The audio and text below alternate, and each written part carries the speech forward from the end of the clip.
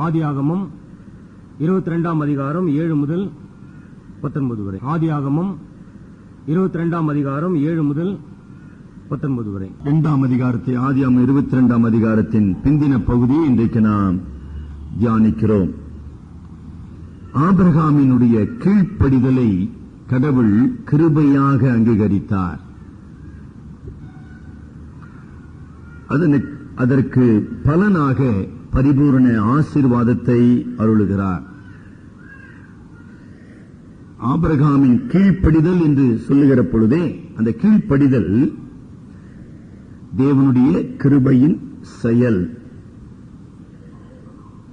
அந்த கீழ்ப்படிதல் ஆவியினாலே ஆபிரகாமுக்கு கொடுக்கப்பட்ட விசுவாசத்தின் விளைவு.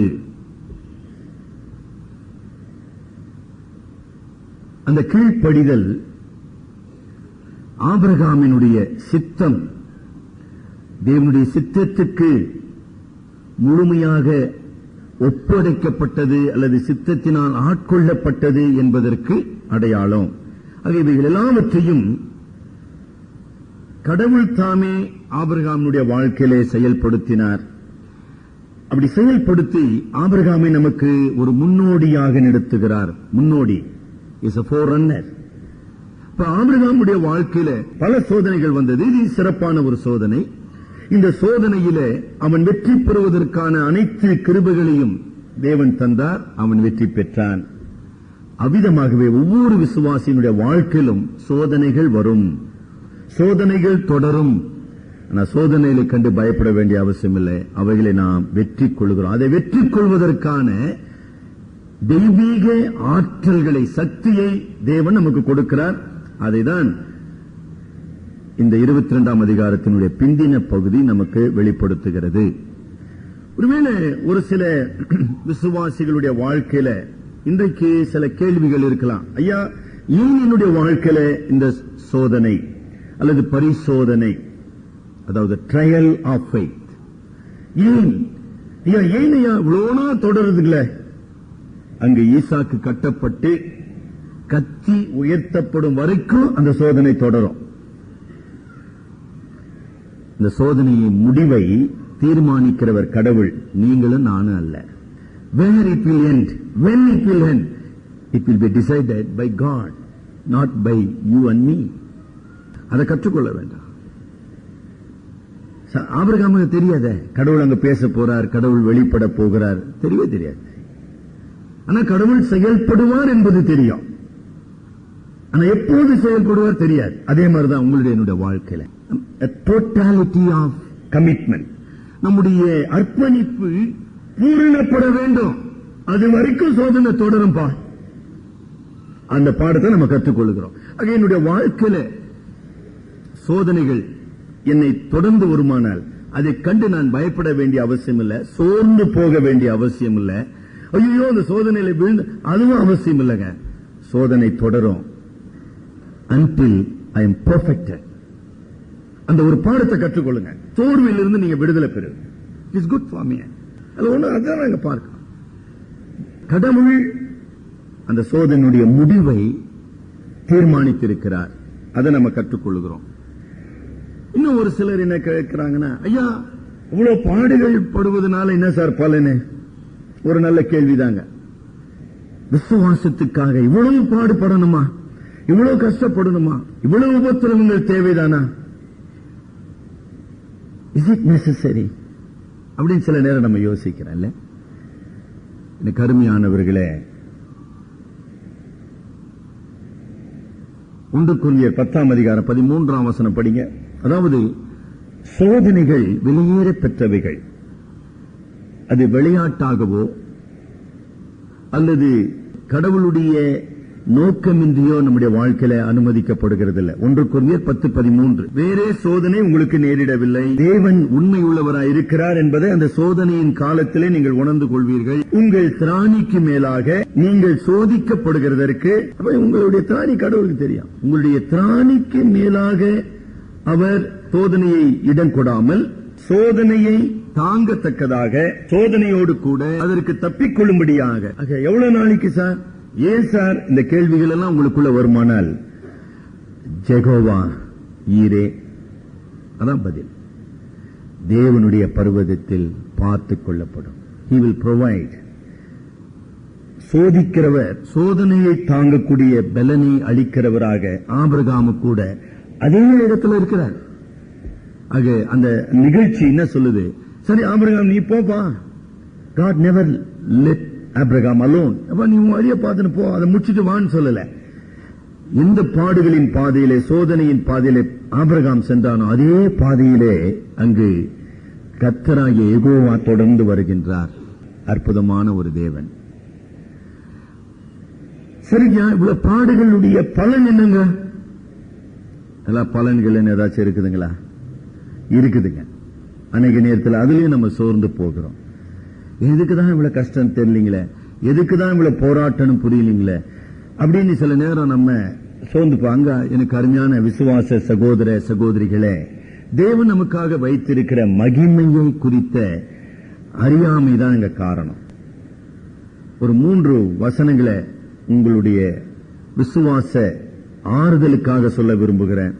2 கொரிந்தியர் 4ஆம் அதிகாரம் 17ஆம் வசனத்தில், காணப்படுகிறவைகளை அல்ல காணப்படாதவைகளை நோக்கி இருக்கிற நமக்கு அதி சீக்கிரத்தில் நீங்கும் லேசான நம்முடைய உபத்திரவம் மிகவும் அதிகமான நித்திய கனமகிமையை உண்டாக்குகிறது.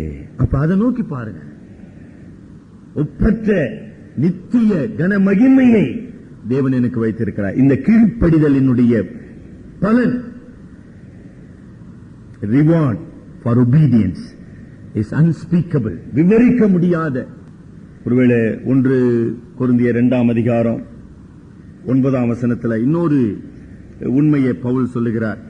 1 கொரிந்தியர் 2:9 எழுதியிருக்கிறபடி தேவன் தம்மில் அன்பு கூறுகிறவர்களுக்கு ஆயத்தம் பண்ணினவைகளை கண் காணவும் இல்லை, காது கேட்கவும் இல்லை, அவைகள் மனுஷனுடைய இருதயத்திலே எவ்வளவு பெரிய ஒரு மகிமையை வைத்திருக்கிறார். அதை நோக்கி நான் சென்று கொண்டிருக்கிறேன். The end of the trial is not unknown destiny. It is a known glory. ஐயோ இந்த முடிவு என்னங்க, அது ஒண்ணும் புரியலீங்களே, ஐயோ எங்க போறேன்னு தெரியலீங்களே, அப்படி இல்லைங்க. என்னுடைய முடிவு நித்திய கன மகிமை. தமிழ்நாட்டின் முதலமைச்சராக இருந்த ராஜகோபால் ஆச்சாரி அவர்களுடைய மரண படுக்கையில, ஐயா நீங்க எப்படி இருக்கிறீங்க, உங்க நம்பிக்கை என்னன்னு கேட்டாங்க. நான் விரக்தி அடைந்திருக்கிறேன்.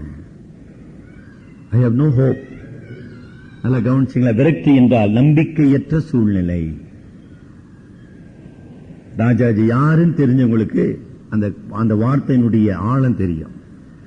இந்து மதத்தை மறுமலர்ச்சி இன்னைக்கு இவங்க எல்லாம் எடுத்து நிற்கிறாங்களா பிஜேபி, அதுக்கெல்லாம் இவங்க தான் காரண கர்த்தாக்கள். இந்து மதத்துக்காகவே வாழ்ந்தவர். முடிவு என்னங்க? விரக்தி. ஆனா ஒரு விசுவாசிக்கு விரக்தி இல்லை. தேவன் தம்முடைய பிள்ளைகளுக்கு ஆயத்தப்படுத்தி இருக்கிறவர்களை கண் கண்டதும் இல்லை, காது. அப்படிப்பட்ட ஒரு மகிமை நாம் எதிர்நோக்கி இருக்கிறோம். ரோமர் 8ஆம் அதிகாரம் 17ஆம் வசனத்துல 17-18 திருப்பியும் சொல்றார், a glorious end. ஒரு விசுவாசினுடைய முடிவு ஒப்பற்றது, ஈடு இணையற்றது. பாத்தீங்களா? 17-18 சுதந்திரருமாமே, தேவனுடைய சுதந்திரரும் கிறிஸ்துவுக்கு உடன் சுதந்திரருமாமே, கிறிஸ்துவுடனே கூட நாம் மகிமைப்படும்படிக்கு அவருடனே கூட பாடுபட்டால் அப்படியாகும். ஆதலால் இக்காலத்து பாடுகள் இனி நம்மிடத்தில் வெளிப்படும் மகிமைக்கு ஒப்பிடத்தக்கவைகள் அல்ல. அந்த உண்மையதான் 22ஆம் அதிகாரத்தின் 14 முதல் 18 வசனங்கள் நமக்கு வெளிப்படுத்துகிறது. கடவுள் God never waste the pain. நமக்கு வரும் சோதனைகள், நமக்கு வரும் வேதனைகளை கடவுள் வீணாக்குவதில்லை.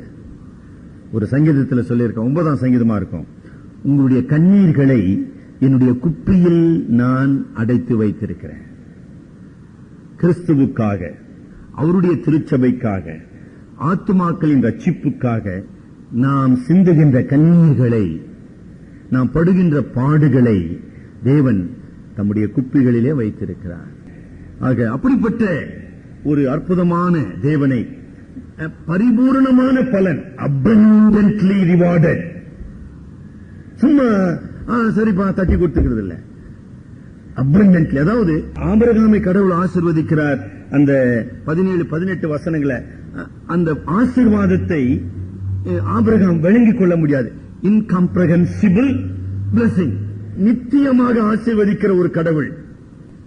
அப்படிப்பட்ட ஒரு ஆண்டவரை நாம் பின் சென்று கொண்டிருக்கிறோம். திரும்பியுமாக ஆபிரகாமினுடைய இந்த மாதிரியிலிருந்து நாம் கற்றுக்கொள்கின்ற படிப்பணிகளை நான் சொல்லி கடந்து போக விரும்புகிறேன். ஆபிரகாமோடு தேவன் உடன்படிக்கை செய்த போது விருத்த சேதனம் என்கிற நுனித்தோலை வெட்டி எறிய செய்தார். அப்ப அந்த நுனித்தோல் வெட்டுதல், சர்க்கம்சிஷன் என்று சொன்னால், விருத்த சேதனம் என்று சொன்னால் நுனித்தோலை வெட்டுதல் என்பது பொருள். அது உடன்படிக்கையின் அடையாளம். ஆனால் இங்கு ஈசாக்கை பலியிட செய்ததினாலே தேவனுடைய நியாய தீர்ப்பாகிய மரணத்தை தேவன் உறுதி செய்த விரும்பினார். 17ஆம் அதிகாரத்தில் நுனித்தோலை வெட்டி விருத்த சேதனம் செய்து என்னோடு உடன்படிக்கை செய்யினார் ஆபிரகாமை. 22ஆம் அதிகாரத்தில் பாவ மனிதனுக்கான தேவனுடைய தண்டனை வந்து மரணம். அந்த மரணம் தேவனுடைய நியாய தீர்ப்பு. ஆக நியாய தீர்ப்பாகிய மரணத்துக்குள்ளாக ஈசாக்கை நீ கடத்தி செல்வதன் மூலமாக என்னோடு உடன்படிக்கை செய். நம்முடைய விசுவாச வாழ்க்கையின் ஆரம்பத்தில் கடவுள் என்ன சொல்றாரு? அந்த பாவத்தை விட்டு நீ என்னை பின்பற்றி வா. கவனிச்சுட்டு வாங்க, அது விளங்குறதுக்காக சொல்றேன். நீ விரும்புகின்ற, நீ சென்று கொண்டிருக்கிற அந்த பாவத்தை விட்டு மனம் திரும்பணும் ஒரு அழைப்பு. இந்த உலகத்தை விட்டு மனம் திரும்பணும் ஒரு அழைப்புங்க. இந்த உலகம் உன்னை வாழ வைப்பதல்ல, அதை விட்டு நீ மனம் திரும்பு, ரொம்ப நல்லது. என்னை பின்பற்றி வா, ரொம்ப நல்லது. இந்த கிறிஸ்தவ வாழ்க்கையினுடைய முடிவு என்ன சார்? உன்னையே நீ பலியாக்க வேண்டும் இல்லைங்களா? கிறிஸ்தவ வாழ்க்கையின் ஆரம்பம், கிறிஸ்தவ வாழ்க்கையினுடைய முடிவு. ஆரம்பத்தில் அதை விட்டு என்னை பின் செல்லு, அதை விட்டு வா. ஒன்று பாவம், மற்றொன்று உலகம். அதை விட்டு என்னை பின்பற்றி வா. அப்படிதான் நம்ம ஆரம்பிக்கிறோம். அப்ப அது ஃபர்ஸ்ட் ஸ்டெப். இந்த கிறிஸ்தவ வாழ்க்கையினுடைய முடிவு என்னங்க? முழுமையாக நான் பலியிடப்பட வேண்டும். பரிசுத்தமாகுதலுடைய நிறைவேற்றம், ரட்சிப்பினுடைய ஆரம்பம். பரிசுத்தமாகுதலுடைய நிறைவேற்றம் என்ன? பவுல் சொன்னா, இனி நான் அல்ல, நான் கிறிஸ்துவுடனே கூட அறையப்பட்டேன், கிறிஸ்துவே என்னில் வா. டோட்டல் கமிட்மெண்ட் மட்டும் இல்ல, ஜீவ பலியாக தேவனுடைய கரத்திலே நான் ஒப்புக் கொடுத்தேன். அதற்கு ஒரு அடையாளமாக இந்த ஆதியாகமம் 22ஆம் அதிகாரம் நமக்கு முன் வைக்கப்படுகிறது. என்ன கற்றுக்கொள்கிறோம் இந்த சோதனைகள் மூலமாக? சோதனையின்றி, அதாவது விசுவாச பரிசோதனையின்றி சுதந்திரம் இல்லை. No inheritance. If there is no trial, there is no inheritance. அதாவது கிறிஸ்துவுடனே கூட நாம் பாடுபடாவிட்டால் கிறிஸ்துவுடனே கூட மகிமைப்பட முடியாது. பாடுகளின்றி மகிமை இல்லை, சிலுவையின்றி கிரீடமில்லை. அதை நம்ம கற்றுக்கொள்கிறோம். இரண்டாவதாக நம்ம என்ன கற்றுக்கொள்கிறோம்? தேவன் ஆபிரகாமை சோதிப்பதற்கு முன்னதாக அவனை ஆயத்தப்படுத்தினார். முதல் பிரசங்கத்தில் கேட்டோம், அவனை ஆயத்தப்படுத்தினார். தேவன் உங்களை என்னையும் கூட ஆயத்தப்படுத்துகிறார். God prepares you for the trial. தம்முடைய பிள்ளைகளை அதிர்ச்சியுற செய்வதல்ல அவருடைய நோக்கம், அவர்களை நிலை குலைய செய்ய வேண்டியதல்ல அவருடைய நோக்கம், நம்மை வேதனையை தள்ளிவிட்டு வேடிக்கை பார்ப்பதெல்லாம் அவருடைய முறை. God prepares you. எத்தனையோ பரிசுத்தவான்கள் பாடுகளுக்கு முன்னதாக அவர்கள் ஆயத்தப்படுத்தப்பட்டார்கள். இன்னும் ஒரு படி மேலே சென்று போகிறேன். நீ ஒரு மெய்யான பரிசுத்தவான் மரணத்தை சந்திப்பதற்கு முன்னதாக அவன் ஆயத்தப்படுத்தப்படுகிறான். Final trial. நிச்சயமாக மரணத்தை நாம் சந்திக்க வேண்டும், சந்திக்க போகிறோம். அந்த மரணத்தை சந்திப்பதற்காக கடவுள் நம்மை ஆயத்தப்படுத்துகிறார். உங்களை ஆயத்தப்படுத்துறாருங்களா? Are you aware of that? God prepares you. God speaks to you. கடவுள் பேசிக் கொண்டிருக்கிறார், கடவுள் உணர்த்துகிறார், கடவுள் உணர்த்துகிறார். அப்பா இதை நான் செய்ய போறேன். மிக அழகான ஹெப்பி மேயர், போன 19ஆம் நூற்றாண்டிலே வாழ்ந்த தலைச்சிறந்த வேத வியாக்கியானி, அது மாத்திரமல்ல ஒரு தலைச்சிறந்த வேத போதகர். எப்படி மேயர் எழுதுறாரு, ஆபிரகாமுக்கு எப்பங்க சோதனை வந்தது? அபிமெலேக் என்கிற ஒரு ராஜாவினுடைய அரவணைப்பு அவன் பெற்றான். ஈசாக்கு என்கிற வாக்குத்தத்தத்தின் மகனை பெற்று அந்த ஈசாக்கிலே அவன் மகிழ்ச்சியும் சமாதானத்தையும் சந்தோஷத்தை அனுபவித்துக் கொண்டிருந்தான். துறவுகள் தோன்றி அவனுக்கு ஏராளமான மிருகங்கள் இல்ல, கால்நடைகள் சொல்றோம். துறவுகள் can sustain his herds. அவனுடைய எல்லா கால்நடையும் ஆதரிக்கக்கூடிய துறவுகள் அவனுக்கு இருந்தது. No problem. அவனுடைய ஆசி வளர்ந்து பெருகி ஆசியிலே அவன் தன்னிறைவு பெற்றவன். யாரை தன்னுடைய நண்பராக கொண்டிருந்தார்? 21ஆம் அதிகாரம் ஆதியாகமம் 21:33 படிப்பீர்கள். ஆனால் he had the friendship of the eternal. நித்திய கடவுளை தன் நண்பனாக கொண்டிருந்தான். இப்படிப்பட்ட சூழ்நிலையிலே தேவன் அவனை சோதனைக்குள்ளாக நடத்தினார் என்பதை நம்ம பார்க்க. பிற்பாடு எபிமேயர் சொல்றாரு, ஏன் கடவுள் நம்முடைய வாழ்க்கையில சோதனைகள் அனுப்ப? அந்த phrase எனக்கு ரொம்ப இன்ட்ரெஸ்டிங்கா இருந்தது. Every trial is vote of confidence in us. கடவுள் நம் மீது கொண்டிருக்கிற நம்பிக்கையின் ஓட்டு தான் ட்ரையல். யோபை பார்த்து சாத்தான் சொன்ன போது, என் தாசனாகி யோபை பார்த்தியா? பார்த்தம்பா. அவனை சோதிக்க வருவா சோதனை. God has a total confidence upon his saint Job. இல்லீங்களா? அதுதான் அதனுடைய அர்த்தம். யோபு மீது கடவுளுக்கு பூரண நம்பிக்கை இருந்தது. ஆனால் அவனை சோதனை செய். உங்களுடைய என்னுடைய வாழ்க்கையில கடவுள் சோதனைகளை அனுமதிக்கிறார் என்றால் நம்மீது கடவுளுக்கு நம்பிக்கையின் ஓட்டு கொண்டிருக்கிறார். அதான் அதனுடைய அர்த்தம். நான்காவது, கடவுள் ஒரு புதிய வெளிப்பாட்டை கொடுக்காமல் நம்மை சோதிப்பதில்லை. திருப்பி நீங்க ஆதியாகமம் 21:33 படிங்க. சதா காலமும் உள்ள தேவனாகிய கர்த்தருடைய நாமத்தை. இதுவரைக்கும் அந்த புதிய வெளிப்பாடு ஆபிரகாமுக்கு கொடுக்கப்படவில்லை. 17ஆம் அதிகாரம் 1ஆம் வசனம் படிப்பீர்கள். ஆனால் அங்கேயும் ஆண்டவர் ஆபிரகாமோடு உடன்படிக்கை செய்வதற்காக வருகிறார். தரிசனமாகி, நான் சர்வ வல்லமையுள்ள தேவன். அங்கு சர்வ வல்லமையுள்ள தேவன், God the Almighty. இங்கு God the Everlasting. காலத்தினாலே, சூழ்நிலைகளினாலே, பிரச்சனைகளினாலே மாற்றப்படாதவர், மாறாதவர், மாறா தன்மையுடையவர். அது எப்படிங்க கடவுள் மாறாதவரா இருப்பார்? அப்படியாப்பா, இந்தப்பா அந்த சோதனை அனுபவித்துப்பார். How do you know that God is unchanging? மாறுகிறது இல்ல. எப்படி தெரியும்? இந்த சோதனை அனுபவி தெரிஞ்சுக்க நான் யாருன்றது. கடவுள் தாம் யார் என்பதை உங்களுக்கு வெளிப்படுத்த வேண்டுமானால் உங்களை இப்படிப்பட்ட விசுவாச பரிசோதனையிலே நடத்த வேண்டும். அது மாத்திரமல்ல, இந்த சோதனைகள் ஆபிரகாமுக்குள்ளே தேவன் உருவாக்கி இருந்த ஆவியின் பண்புகளை வெளிப்படுத்தின. மேயர் மிக அழகாக சொல்றார், the trials brought out the qualities of grace. தேவனுடைய கிருபையினாலே 120 ஆண்டுகள், ஏறக்குறைய 120 ஆண்டுகள் நிரம்பிய மனிதனாகிய ஆபிரகாமுக்குள் தேவனுடைய கிருபையின் வெளிப்பாடுகள், உருவாக்கின பண்புகள் இந்த சோதனையிலே வெளிப்படுத்தப்பட்டன. பசுத்தாவியின் கனின்னு நம்ம கலாத்தியர்ல படிக்கிறோம். பசுத்தாவியின் கனி ஒரு நாள் இல்லைங்க. It was created in a life time. ஒரு மனிதனுடைய வாழ்க்கை முழுமையாக இந்த கனிகள் உருவாக்கப்படுகின்றன. இன்னும் முதலாவது கனி, ஒருவேளை ஒரு சிலருக்கு புதிதாக இருக்குமானால், கலாத்தியர் 5ஆம் அதிகாரம் 22ஆம் வசனத்துல திருப்பிக் கொள்ளுங்க. நம்ம எல்லாத்தையும் படிப்பதில்லை, ஒரு சிலத்தை படிப்போம். ஆபிரகாமுக்குள்ளே யார் இந்த ஆபிரகாம்? அவனுக்குள்ளே கடவுளுடைய வெளிப்பாடு, கடவுளுடைய கிருபையின் செயல், அவனுக்குள்ளே செயல்பட்ட பரிசுத்தாவியானவருடைய வல்லமை. அவன் யார்? அவனுடைய பண்பு என்ன என்பதை இந்த சோதனை வெளிப்படுத்துகிறது. முதலாவது அங்கு நம்ம பார்க்கிறது விசுவாசம். இல்லைங்களா? நம்ம பலமுறை போன வாரம் கூட நம்ம படித்தோம். விசுவாசம் காணாததை, அறியாததை நம்பி செயல்படுதல், கடவுளுடைய வார்த்தையை ஏற்றுக்கொண்டு கடவுளுடைய வார்த்தையின் அடிப்படையிலே செயல்படுதலை நம்ம கற்றுக்கொண்டோம். அத 8ஆம் வசனத்துல அவன் வெளிப்படுத்துகிறான் பாருங்க. ஆதியாகமம் 22:8. என் மகனே, தேவன் தமக்கு தகன பலிக்கான ஆட்டுக்குட்டியை God will provide.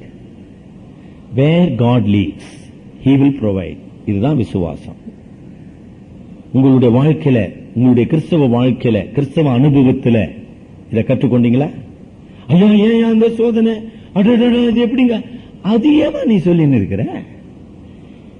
கடவுள் என்னை அந்த உபத்திரவத்தின் பாதையில நடத்துவாரானால் அதை தாங்கும்படியான கிருபையை தருவார். Beautiful.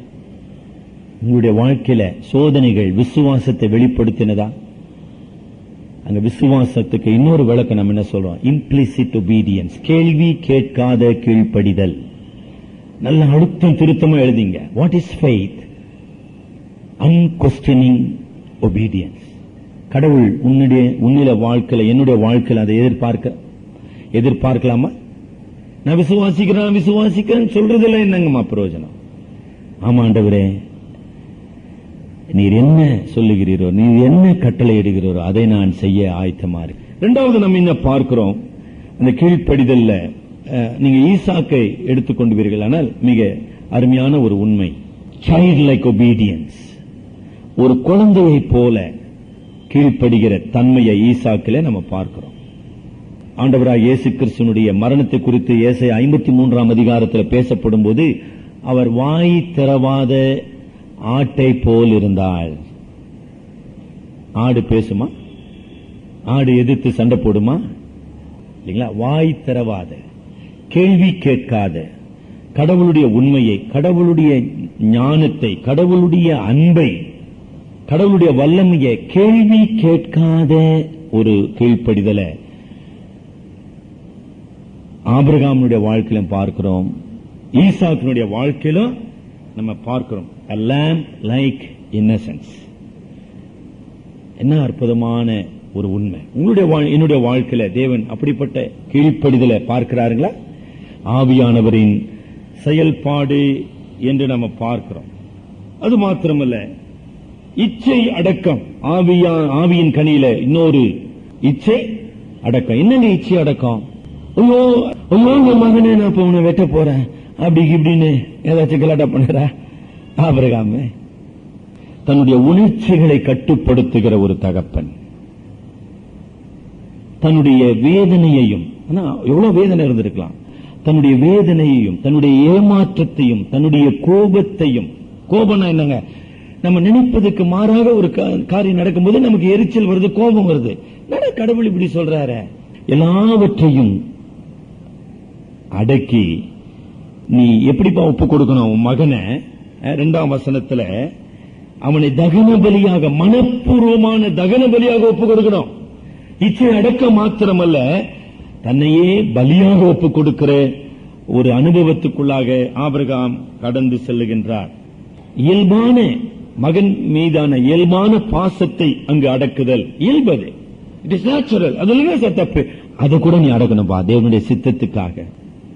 All the natural or unnatural, every affections and every cravings of the flesh has to be controlled. அதுதான் இச்சை அடக்கம் பேர். எல்லாவற்றையும் கிறிஸ்துவின் நிமித்தமாக நான் விட்டு கொடுக்க ஆயத்தம் உள்ளவனாக இருக்கு. அப்புறம் நம்ம என்ன பார்க்கிறோம்? ஆபிரகாமுடைய வாழ்க்கையில பொறுமையை பார்க்கிறோம். என்னங்க பொறுமைன்னு அர்த்தம்? ஒரே வார்த்தையில அதுக்கு விளக்கம் கொடுக்கிறேன். வேதனையை சகிப்பது. வேகமா சொல்லிடலாம். விசுவாசம், கேள்வி கேட்காத கீழ்ப்படிதல். கீழ்ப்படிதல் மனப்பூர்வமான கீழ்ப்படிதல். இச்சையடக்கம் இயல்பான பாசத்தையும், இயல்பான உரிமைகளையும், இயல்பான உணர்ச்சிகளையும் கட்டுப்படுத்துதல். பொறுமை, அது எப்படிப்பட்ட வேதனையா இருந்தாலும் அதை சகித்துக் கொள்வது. இதெல்லாம் வந்துருச்சுங்களா? ஏன் நமக்கு சோதனையை கண்டு நீங்க பயப்படணும் அவசியம் இல்லைங்களே. இவைகள் எல்லாம் வாழ்க்கையில தெய்வீக பண்புகளை உருவாக்கி கொண்டிருக்குது. அப்புறம் பாருங்க, சமாதானம். என்னங்க சமாதானம்? 2 தியானத்துல நான் சொன்னேன், கடவுள் அன்புள்ளவர், கடவுள் வாக்கு மாறாதவர் அப்படின்றது ஒரு உண்மை. இங்க கடவுள் எந்த வாக்கு தத்துவத்தின்படி குழந்தையை கொடுத்தாரோ அந்த குழந்தைய பலி செலுத்துன்றார். அப்ப இங்க கடவுள் அன்புள்ளவர்ன்றாரு, இங்க பலி செலுத்துன்றாரு. இங்க கடவுள் உன்னை ஆசீர்வதிக்கவே வாக்குத்தத்தத்தின் மகனை கொடுத்தன்றாரு, இங்க வாக்குத்தத்தின் மகனை நான் எடுத்துறேன்றாரு. முரண்பாடான சூழ்நிலையில சமாதானம். கடவுள் தனக்கு தானே முரண்படுவாரா? படமாட்டார். அப்ப எப்படி எனக்கு சமாதானம் வரும்? By submitting to his will. தேவனுடைய சித்தத்தை செய்வதனாலே சமாதானம். அதுதான் பிலிப்பியர் 4:7 நம்ம படிக்கிறோம். படிக்க பார்க்கலாம். உலகம் கொடுக்கக்கூடாத சமாதானம் யோவான் 14:27 சொல்றார். என்ன சமாதானம் அது? உலகம் கொடுக்கக்கூடாதது, புத்தி கெட்டாத சமாதானம் என்னங்க? எல்லா புத்திக்கும் மேலான a peace that passeth understanding. எல்லா புத்திக்கும் மேலான. என்னுடைய புத்தியில சொல்றேன் கடவுள் நல்லவர்னு, ஆனா என்னுடைய வாழ்க்கையில நான் அனுபவிக்கிறேன் ஒரு என்னால தாங்க முடியாத ஒரு இழப்ப. இது எப்படிங்க ரெண்டும் ஒண்ணு? நேற்று தினத்துல போதகர் இஸ்ரேலோடு கூட பேசிக் கொண்டிருந்தேன். அவருடைய கட்டுமான பணிக்கு அங்கிருந்த ஒரு வியாபாரி ரொம்ப உதவி செய்தார். மௌலிவாக்கம் என்கிற இடத்துல ஒரு வியாபாரி நல்ல உதவி செய்தார். அவர் பிற்பாடு நம்முடைய ஆலயத்துக்கு ஆராதனையில பங்கு பெற்றார்.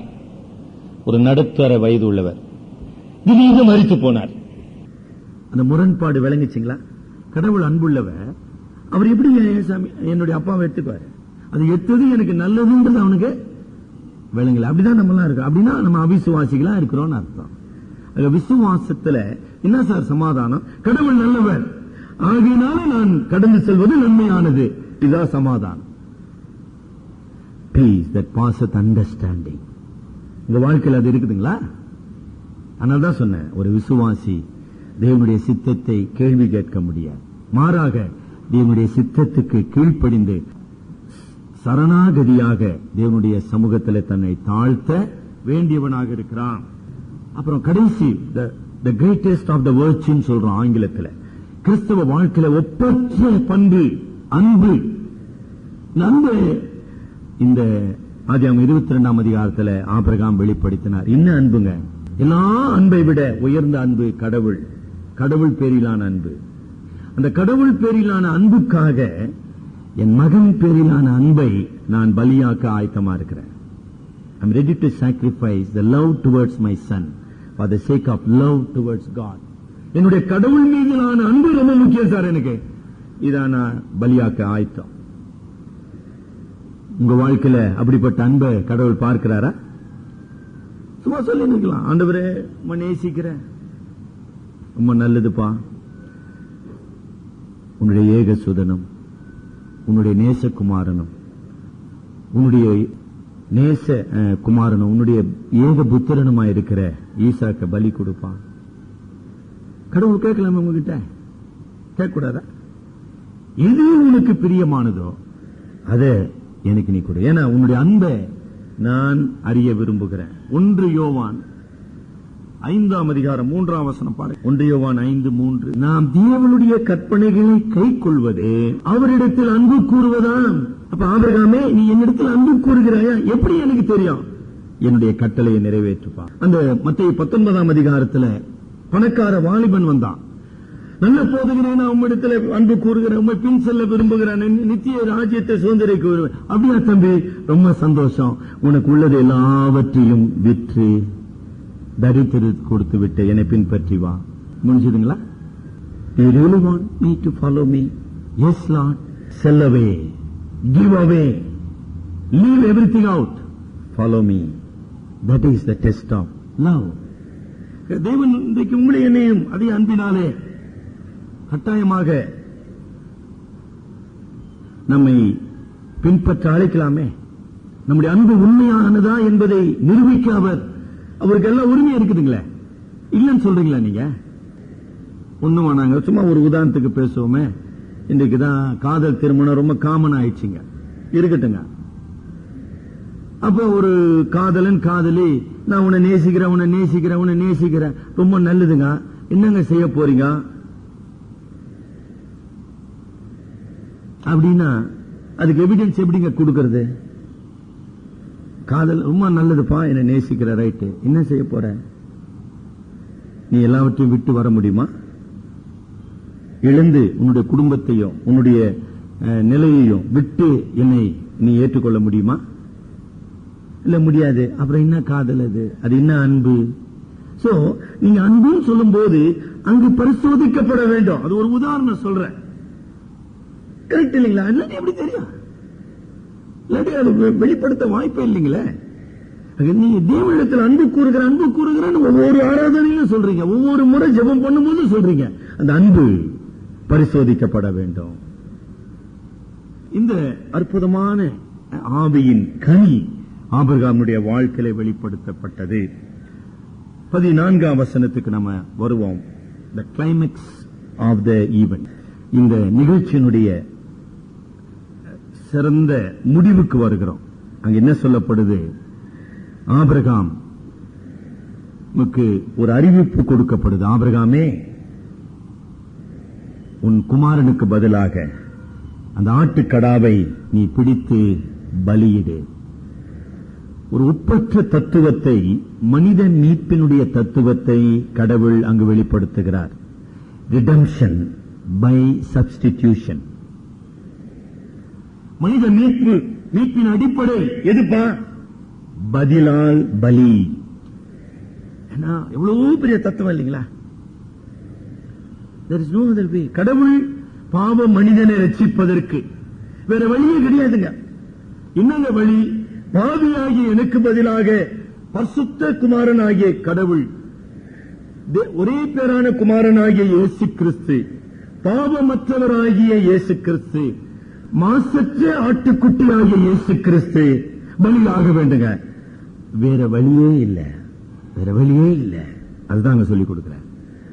அவ்வளவு பெரிய ஒரு விஷயத்தை, அதாவது பின்னாலே வரலாற்றிலே வெளிப்படுத்துவது மாத்திரமல்லங்க, வரலாற்றிலே நிகழப் போகின்ற ஒரு அதிசயமான உண்மை. மனித மீட்பு பதிலால் பலி, substitutionary death of his son. அந்த மாபெரும் உண்மையை அந்த 14ஆம் வசனத்தில் தேவன் வெளிப்படுத்துகிறார். தேவனே, என்னுடைய ரட்சிப்புக்கு நான் என்னப்பா செய்யணும்? ஐயோ, நீ ஒன்றுமே செய்ய வேணாப்பா. உன்னுடைய ரட்சிப்புக்காக என்னுடைய குமாரனை நான் முற்றிலுமாக தந்திருக்கிறேன். என்ன அருமையான, அதாவது இன்னொரு கருத்து அந்த 13ஆம் வசனத்தில் சொல்றாரு. ஆபிரகாமே, உன்னுடைய கீழ்ப்படிதலை நான் பாராட்டுறேன். நீ பலி செலுத்த கொண்டு வந்தப்ப உன்னுடைய ஒரே புத்திரன் அதையும் நான் பாராட்டுறேன். ஆனா அதை விட சிறந்தது பதிலால் பலி. அதாவது கடவுளிடத்திலே நாம் கொண்டு வரக்கூடிய ரட்சிப்புக்காக, தேவனே என்னை ரட்சியும் என்று சொல்லி நாம் கடவுளிடத்தில், ஆண்டவரே நான் இதை செய்யறேன், சாமி நாமுக்கு இதை கொடுக்கிறேன், சாமி நான் இதுக்கு கீழ், ஐயோ நீ செய்யக்கூடிய அனைத்து காரியங்களை விட உங்களுடைய ரட்சிப்புக்காக நான் ஏற்படுத்துறேன் பாருங்க, கிருபாதார பலி. அட்டோன்மெண்ட் ஆங்கிலத்தில் ப்ரொபிசியேஷன். தேவனை பரிபூர்ணமாக திருப்திப்படுத்துகின்ற கிருபாதார பலி யார்? என்னுடைய நேசகுமாரன். 3ஆம் அதிகாரம், குறிப்பாக ஞான ஸ்நானம் பெறப் போகிற சகோதர சகோதரிகள் அதனுடைய ஆழத்தை புரிந்து கொள்ள வேண்டும். ரோமர் 3ஆம் அதிகாரத்தில் அந்த பதத்தை பவுல் பயன்படுத்துகிறார், பரிசுத்தாவியானவர் பயன்படுத்துகிறார். சிலுவை மரணத்தினுடைய மேன்மை என்ன? ரோமர் 3:24 முதல் நான் படிக்கிறேன். இலவசமாய் அவருடைய கிருபையினாலே கிறிஸ்து இயேசுவில் உள்ள மீட்பை கொண்டு நீதிமானாக்கப்படுகிறார்கள். தேவன் பொறுமையாயிருந்த முற்காலத்தில் நடந்த பாவங்களை தாம் பொறுத்துக் கொண்டதை குறித்து தம்முடைய நீதியை காண்பிக்கும் பொருட்டாகவும், தாம் நீதியுள்ளவரும் இயேசுவினிடத்தில் விசுவாசமாயிருக்கிறவனை நீதிமான் ஆக்குகிறவருமாய் விளங்கும்படி இக்காலத்திலே தமது நீதியை காண்பிக்கும் பொருட்டாகவும் கிறிஸ்து இயேசுவினுடைய இரத்தத்தை பற்றும் விசுவாசத்தினாலே பழிக்கும் கிருபாதார பலியாக அவரையே ஏற்படுத்தினார். இந்த தத்துவம் ரோமன் நிருபத்தில் எழுதப்பட வேண்டுமானால் ஆதியாகமம் 22ஆம் அதிகாரத்தில் அந்த நிகழ்ச்சி நடைபெற வேண்டும். என்ன அற்புதமான ஒரு ஆண்டவர்! There is salvation only by the substitutionary sacrifice of Christ. There is no other way. FB Meyer மிக அழகாக சொல்லுகின்றார். 13-14 வசனத்துல நான் சொன்னேன், ஈசாக்கு என்கிற மகிழ்ச்சியை ஆபிரகாம் பலியிட வேண்டும். அதே நேரத்தில் ஈசாக்கு என்கிற தன்னுடைய வாரிசை அவன் காத்துக்கொள்ள வேண்டும். He must get back his only son. அவன் தன்னுடைய மகனை அவன் உயிரோடு பெற வேண்டும். அந்த மகிழ்ச்சியை அவன் காத்துக்கொள்ள வேண்டும். இந்த ரெண்டு காரியத்தையும் 13-14 வசனங்களிலே ஆண்டவர் செய்து முடித்தார். தம்முடைய ஒரே பேரான குமாரனை இந்த உலகத்துக்கு கொடுத்தபடியினாலே மெய்யான மனிதனை அவர் ரட்சிக்கின்றார். அதுல ஒரு கஷ்டம் இருக்குதுங்க. God keeps the true humanity for his glory. தம்முடைய நீதிமான்களை, தம்முடைய விலை மதிக்க முடியாத ரத்தத்தினாலே மீட்டுக் கொள்ளப்பட்ட மக்களை, they are the true humanity அப்படின்னு every mayor said, they are the true humanity. அவர்களை தம்முடைய நித்தியத்துக்கென்று அவர்களை காத்துக் கொண்டார். ஒன்று. ரெண்டு, குமாரனாகிய இயேசு கிறிஸ்துவை உங்களுக்காக எனக்காக அவர் ஒப்புக் கொடுத்தபடியினாலே he has given us the true happiness. நம்மை விட்டு எடுப்படாத சந்தோஷத்தை, இந்த உலகத்தினுடைய எந்த சக்தியும், எந்த சூழ்நிலையும், எந்த வேதனை, எந்த பாடுகளும் நம்மை விட்டு எடுப்படாத சந்தோஷத்தை அவருடைய கிருபாதார பலியின் மூலமாக நமக்கு தந்தார். என்ன அற்புதமான ஒரு உண்மை. அதனால்தான் அவர் அதிசயங்களை செய்கிற தேவன் என்பதை நம்ம பார்க்கிறோம். இந்த தியானத்தினுடைய முடிவுக்கு நம்ம வருகிறோம். இந்த யெகோவா ஈரே உன்னுடைய வாழ்க்கையின் பிரச்சனைகளுக்கு, உன்னுடைய விசுவாச பரிசோதனைக்கு, உன்னுடைய போராட்டங்களுக்கு பரிகாரம் வேண்டுமானால் நம்ம எங்கம்மா போனோம்? ஆபிரகாமும் ஈசாக்கும் எங்கு போக வேண்டும்? மோரியா மலையின் கொடுமுடிக்கு செல்ல வேண்டும். மலை மீதுதான் பார்த்துக் கொள்ளப்படும்.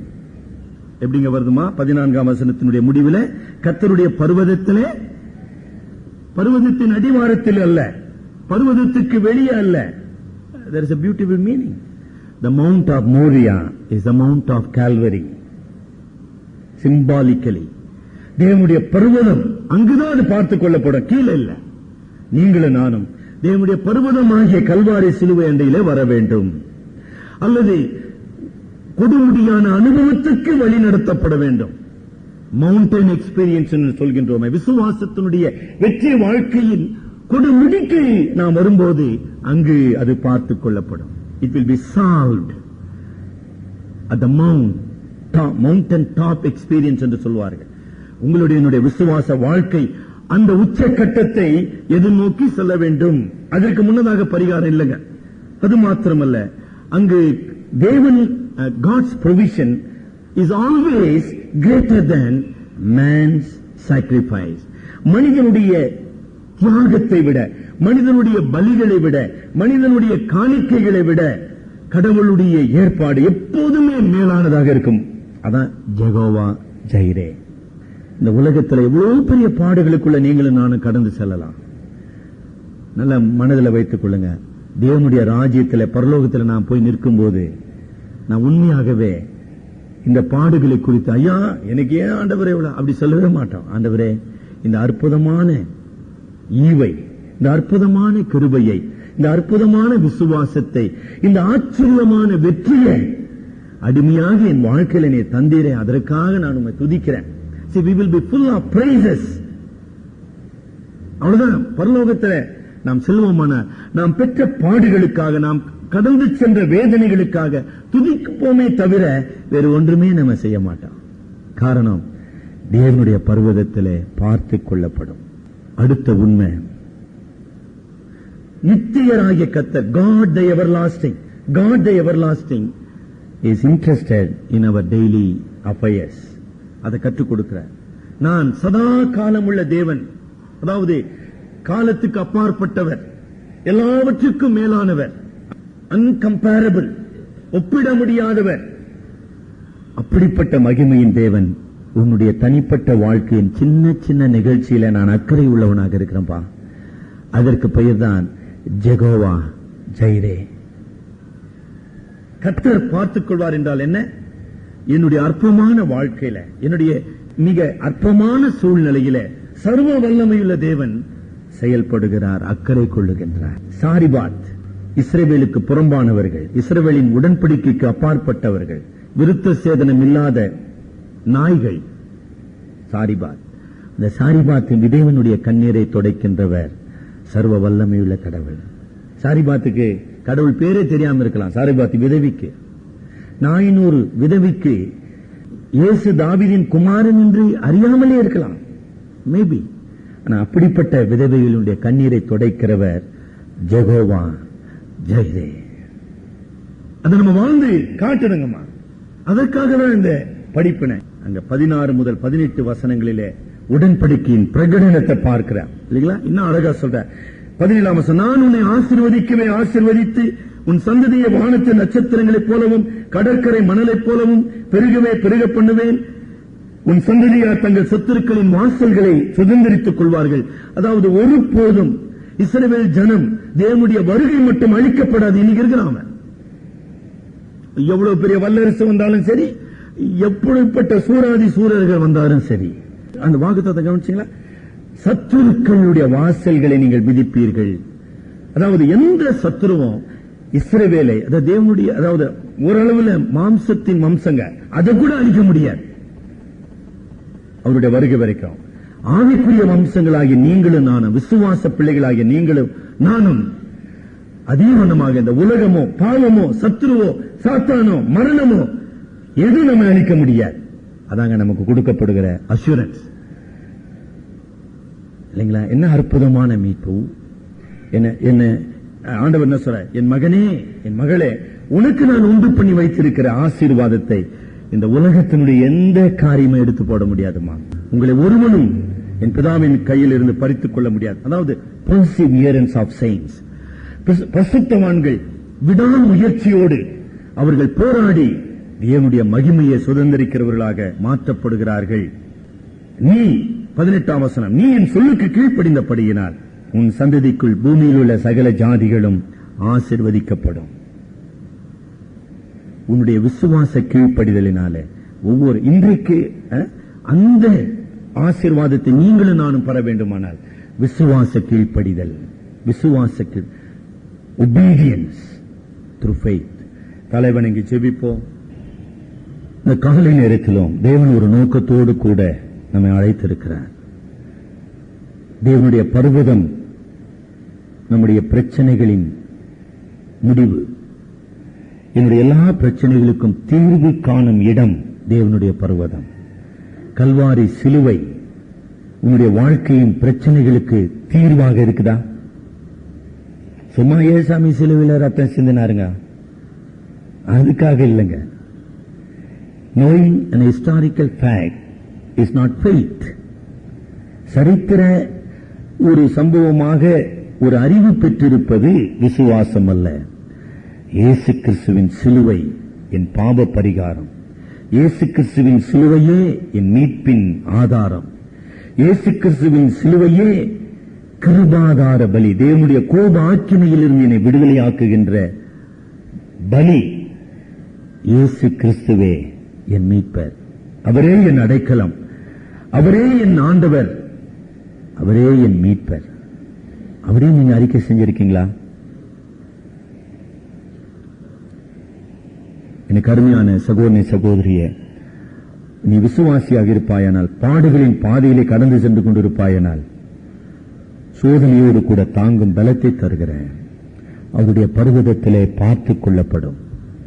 Everything will be provided for his children.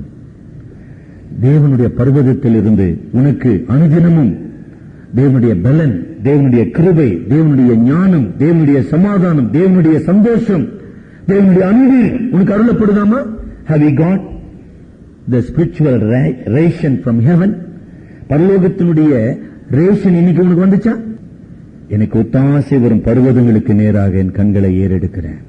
இயேசு கிறிஸ்து சிலுவையிலே நமக்கு பரிகாரத்தை ஏற்படுத்தினபடியினாலே எபிரேயர் 4:14-15 படி நாம் ஏற்ற சமயத்தில் சகாயம் செய்யும் கிருபையை கண்டடையத்தக்கதாக கிருபாசன தண்டையில வருவோம். சிலுவை தேவன் எனக்கு வைத்திருக்கிற கிருபாசனம், என்னுடைய பாவத்துக்கு பரிகாரம், என்னுடைய மரண பயத்துக்கு பரிகாரம், என்னுடைய கவலைக்கு பரிகாரம். உங்களுக்கு பரிகாரமா இருக்குதுங்களா? எங்கள் அன்பின் ஆண்டவரே, மறுபடியும் நாங்கள் தொழுது கொள்ளுகிறோம்.